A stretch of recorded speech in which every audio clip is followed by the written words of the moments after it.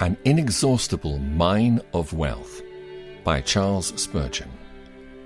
He has given us his exceeding great and precious promises. 2 Peter chapter 1, verse 4. The promises of God are an inexhaustible mine of wealth to the believer. Happy is it for him if he knows how to search out their secret veins and enrich himself with their hidden treasures. The promises of God are a spiritual armory containing all kinds of offensive and defensive weapons. Blessed is he who has learned to enter into the sacred arsenal, to put on the breastplate and the helmet, and to lay his hand to the spear and to the sword. The promises of God are a spiritual pharmacy in which the believer will find all kinds of restoratives and blessed elixirs. There is an ointment for every wound, a cordial for every faintness, a remedy for every disease. Blessed is he who is well skilled in heavenly pharmacy and knows how to lay hold on the healing virtues of the promises of God. The promises are a spiritual storehouse of food to the Christian. They are as the granaries which Joseph built in Egypt, or as the golden pot wherein the manna was preserved.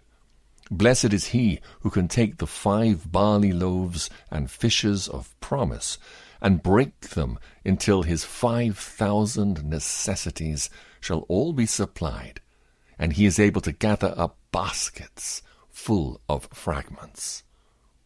The promises are the Christian's Magna Carta of blessings. They are the title deeds of his heavenly estate. Happy is he who knows how to read them well and call them all his own. Yes, they are the jewel room in which the Christian's crown treasures are preserved.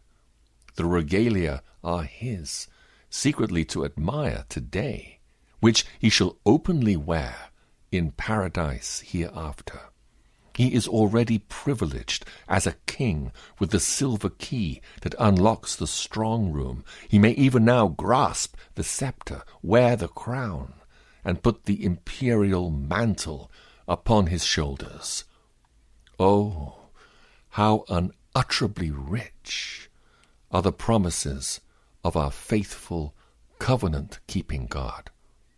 If we had the tongue of the mightiest of orators, and if that tongue could be touched with a live coal from off the altar, yet still it could not utter a 10th of the praises of the exceeding great and precious promises of God.